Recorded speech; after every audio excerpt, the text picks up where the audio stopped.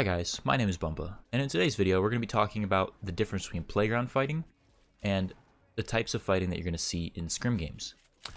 Now scrim games have three types of fighting: early, mid, and late game fighting. For the purposes of this video, I'm going to be comparing playground fighting with mid-game fighting in scrims, or more importantly, why you see a lack of it.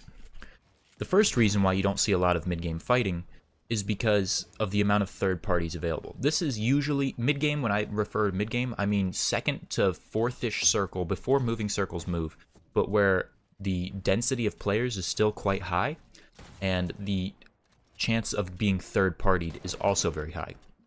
If you see a mid-game fight break out, it's usually because the team that initiated the fight either noticed a heavy advantage they have, whether that be natural high ground over another team, or tagging a player for white, and being able to afford to go into that fight knowing in the back of their mind that they have the advantage in this fight and that they will probably win it. The second reason that you don't see a lot of mid-game fighting take place in scrims is simply because when you are playing a scrim lobby, you're usually playing against other players around your skill level. So let's compare this to pro scrims, for example. When you're playing pro scrims, you know that every other player participating in these scrims are another pro player. Now, when you watch pro players play playground against each other, usually the results of these playground matches end up being about 50-50. But more importantly, one person doesn't completely dominate the other pro player, say like 10-1 or 10-0 or something like that. The way that the building works in this game means that there's a lot of different outplays and a lot of different scenarios go into who can win the fight, and it's very hard to consistently clap pro players in a playground style fight. So even if one were able to break out mid-game without being third-partied, it still isn't a great idea unless you go into it with an insane advantage, because you don't want to have to fight another pro player on even grounding. You want to be able to clean the fight quickly so that you can continue rotating to center zone and not get caught on the edges.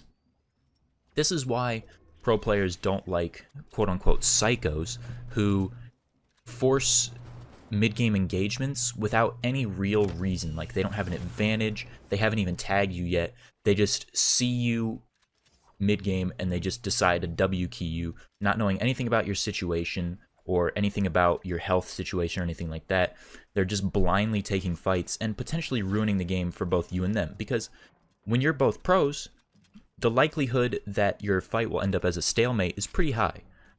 It's very hard. If one pro player is getting psychoed by another pro player and he decides to turtle, that pro player who's turtling can most likely turtle for a very long time.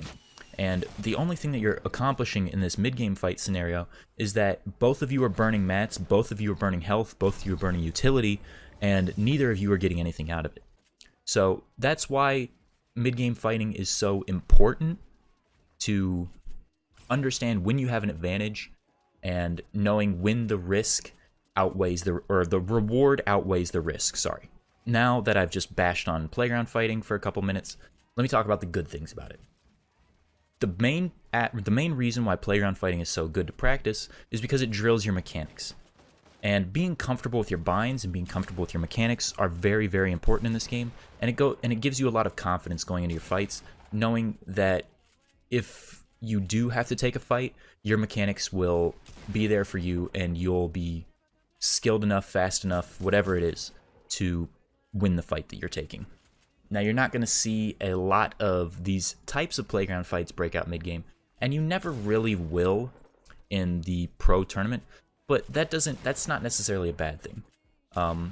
I personally find the pop-up settings that Epic has implemented, it makes the game very entertaining to watch. The EU Winter Royale was one of the best spectating experiences for any Fortnite competition to date. They were incredibly fun matches to watch, and I definitely think that competitive Fortnite is headed down the right track. Anyways, I hope you guys enjoyed this video, and I hope you learned a little something. Be sure to subscribe to the YouTube channel if you haven't already, and drop a like if you enjoyed it. Alright guys, have a good one.